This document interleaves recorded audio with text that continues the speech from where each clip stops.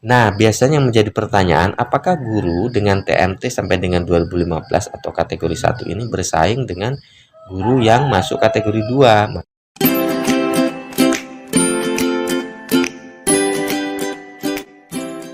Baik Bapak dan Ibu, kita langsung saja kali ini akan berbagi informasi untuk Bapak dan Ibu, terutama Bapak dan Ibu yang sedang menunggu ya informasi mengenai seleksi administrasi ya PPG dan Jabatan tahun 2023 ini.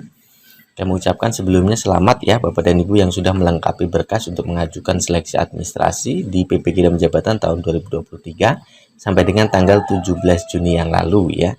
Berarti Bapak dan Ibu teman-teman hari ini dan ke depan itu masih akan menunggu pengumuman hasil tentunya ya. Tetapi bagi Bapak Ibu guru yang masih merasa nanti berkasnya belum lengkap ya ataupun tidak sesuai, maka Bapak dan Ibu bisa melakukan perbaikan berkas di tanggal 12 sampai dengan 28 Juni ya Bapak dan Ibu. Nanti hasilnya akan diumumkan di 5 Juli 2023. Gitu ya Bapak dan Ibu. Nah, yang menjadi pertanyaan kemudian adalah pada saat pengumuman hasil seleksi administrasi nantinya ya Bapak dan Ibu, apa yang menjadi pertimbangan pemerintah? Apakah TMT mudah akan bersaing dengan TMT yang lama di dalam seleksi PPG dan Jabatan 2023? Itu yang terus menjadi pertanyaan-pertanyaan karena dalam perjalanannya ternyata ada yang baru 3 tahun mengajar dan sebagainya sudah ikut PPG begitu ya, ada yang sudah mengajar lama begitu tapi nggak lulus PPG. Nah, bagaimana sebenarnya mengenai mekanisme seleksi ya di dalam penerimaan PPG dan jabatan? Bapak Ibu dan teman-teman sekalian, kalau kita mengacu pada Permendikbudristek nomor 54 tahun 2022 tentang tata cara memperoleh sertifikat pendidik bagi guru dalam jabatan, di sini cukup jelas ya Bapak Ibu dicantumkan mengenai kategori-kategori guru itu sendiri ya. Bapak Ibu bahwa guru dalam jabatan yang disebut guru dalam jabatan adalah Bapak Ibu guru yang diangkat sampai dengan tahun 2025. Dari tahun sebelum-sebelumnya sampai dengan tahun 2025 Bapak Ibu guru yang masuk Dapodik itulah yang disebut dengan Bapak Ibu guru dalam jabatan. Ya, meskipun diangkat di tahun 2022 misalnya. Tetapi sampai dengan 2025 tidak masuk Dapodik ya. Enggak masuk ya dalam guru dalam jabatan ya. Jadi guru dalam jabatan kata kuncinya adalah Bapak Ibu guru terdaftar di Dapodik dan aktif di sana terakhir nanti di tahun 2025. Itulah yang disebut dengan Bapak Ibu guru dalam jabatan. Oke. Nah, Bapak Ibu guru dalam jabatan ini terbagi menjadi 3 ya. Bapak Ibu guru pertama adalah Bapak Ibu guru penggerak ya. Yang kedua adalah Bapak Ibu guru PLPG tapi belum lulus UTN, dan yang ketiga adalah Bapak Ibu guru yang memang belum memiliki sertifikat pendidik, bukan termasuk guru penggerak, bukan juga termasuk guru X PLPG. Nah, Ibu dan Bapak rekan-rekan guru, kalau kita lihat di persyaratan ya ini ada di pasal 5 secara umum adalah statusnya sebagai guru dalam jabatan dan aktif melaksanakan tugas sebagai guru selama 3 tahun terakhir. Nah, ini tentu dibuktikan itu adalah dari Dapodik ya. Bapak Ibu akan terekam di Dapodik 3 tahun terakhir apakah aktif mengajar atau tidak. Kemudian kualifikasi akademiknya adalah S1 dan diploma 4 ya, atau diploma 4. Nah, ini tidak bisa ditawar juga ya Bapak dan Ibu. Ketika di Dapodik Bapak Ibu guru statusnya tidak S1 atau tidak D4, maka secara otomatis kualifikasi Bapak dan Ibu statusnya adalah bukan sebagai pendidik, tapi sebagai tenaga kependidikan. Meskipun dalam kenyataannya misalnya mengajar ya, begitu.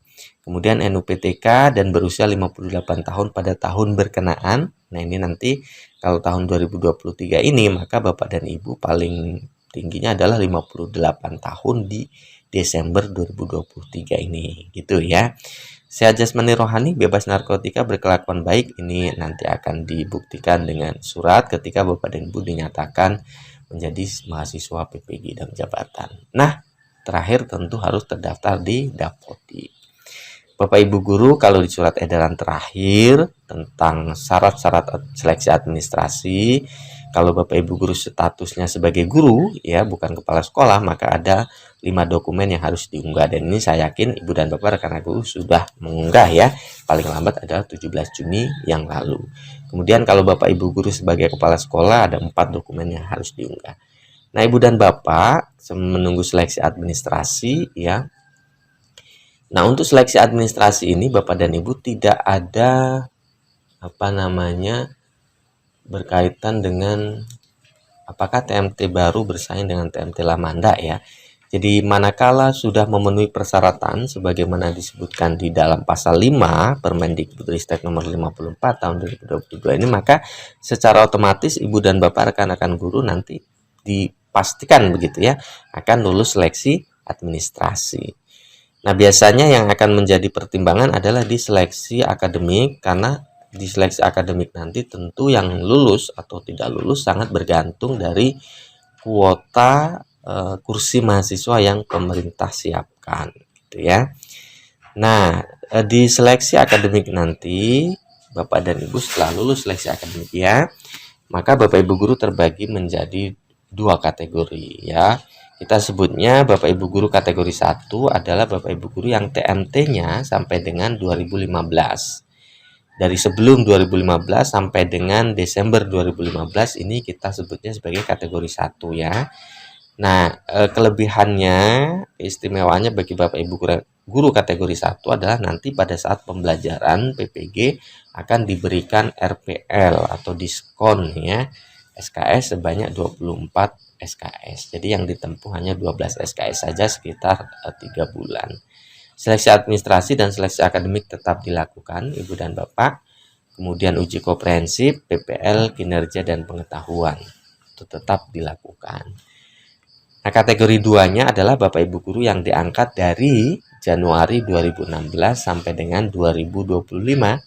Karena guru dalam jabatan adalah yang diangkat sampai dengan 2025.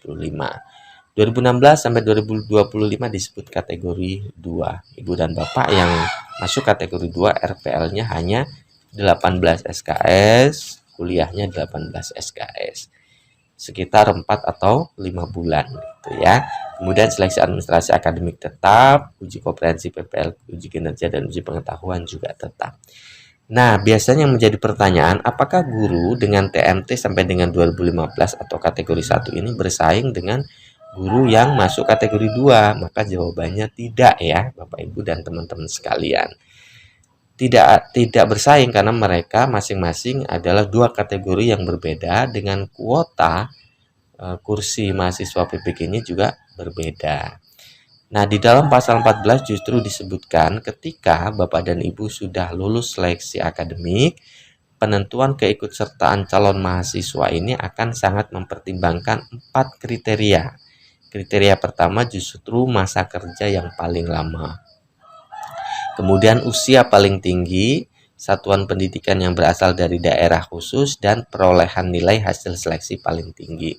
Jadi perolehan nilai hasil seleksi paling tinggi tidak menjadi pertimbangan pertama. Jadi pertimbangan pertama adalah masa kerja dan usia ya.